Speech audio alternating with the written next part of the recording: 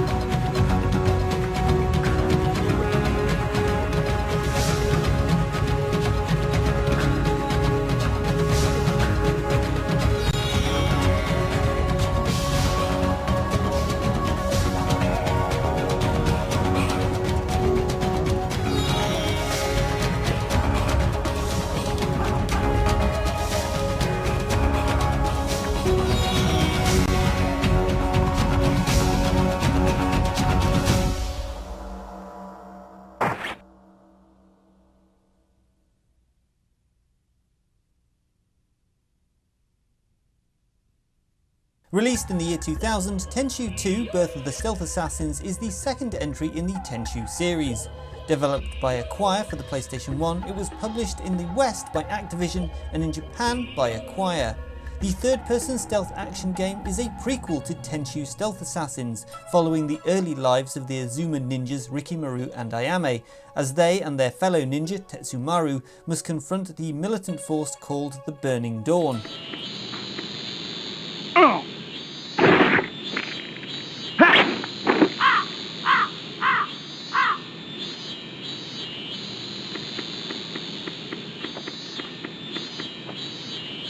Okay, first fact, game is not in Tony Mock's book, 1001 Video Games, you must play before you die. But Tony is wrong, you should play it. And indeed, our lad Kai did play it. And if you want to go and see him play it, there's a link in the description down below.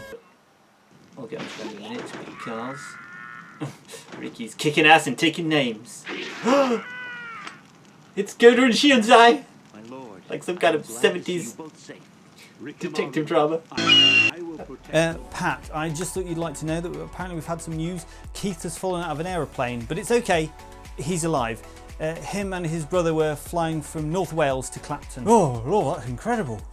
I mean, why would anyone fly to Clapton? I know, can't you just imagine what it must feel like falling out of an aeroplane? Hang on a minute, how did he fall out of an aeroplane? Apparently his brother wanted to know what it would be like if they flew upside down. Yeah, I understand, yeah, my brother's an arsehole as well. I think they just forgot, you know, to fit the seat belts to the cockpit. It's easily done, easily happens. Can you imagine though, falling through the air, just watching the earth get closer?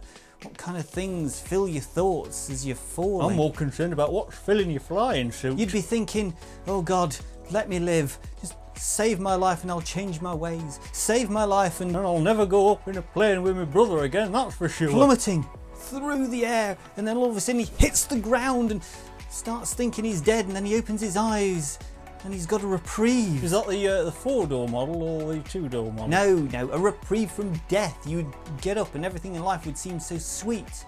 The air would smell so fresh. In Clapton? That's not bloody likely. Meow meow meow meow meow, Tenchu 2, Birth of the Stealth Assassins. On the back of the game case, it tells players that they can trade saves over the internet. It's referring to Interact's Accessories Dex drive. Because it was an unlicensed product and Sony had a very large issue with Interact's Game Shark, the companies could not openly discuss it on their packaging. The Dex drive allows saves to be copied to a PC and then shared and traded with others. Meow. Meow meow meow meow. Did you know that the production of Tenchu 2 began following the original success at the request of Activision and originally was intended to be a Western exclusive game?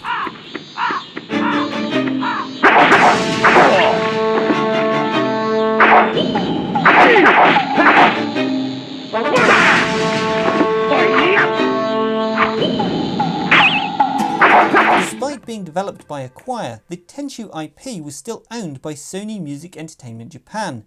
Soon after the release of Tenchu 2, Birth of the Stealth Assassins, Sony Music Entertainment Japan was reconstructed. As Activision had brought the game to the West, they bought up the IP, and this prevented Acquire from developing any other titles in the series. Activision shifted production to another company, the development studio K2, newly formed in the year 2000 by industry veteran Mitsu Kodama, who created the sequel Tenchu Wrath of Heaven. That we may or may not be talking about next week. Acquire's inability to work on Tenchu led to some frustration as they really wanted to continue developing games using feudal Japan as a setting. This resulted in them partnering with Spike and creating Way of the Samurai. If you'd like to know more about Tenchu 2, Birth of the Stealth Assassins, then please do check out our very own 20th anniversary retrospective review on the game after this video. There's a link in the description down below. But that about wraps up this week's video. If you have played Tenchu 2, Birth of the Stealth Assassins, what were your thoughts? I'd love to hear any and all opinions on the game in the comment section down below. And it goes without saying, if you've made it to the end of the video, then thank you so much. It really does mean a lot. If you're not already, can I suggest subscribing to the channel? It helps us grow our little spot on the internet. I have been Kohigh Mathy, and we will see you soon.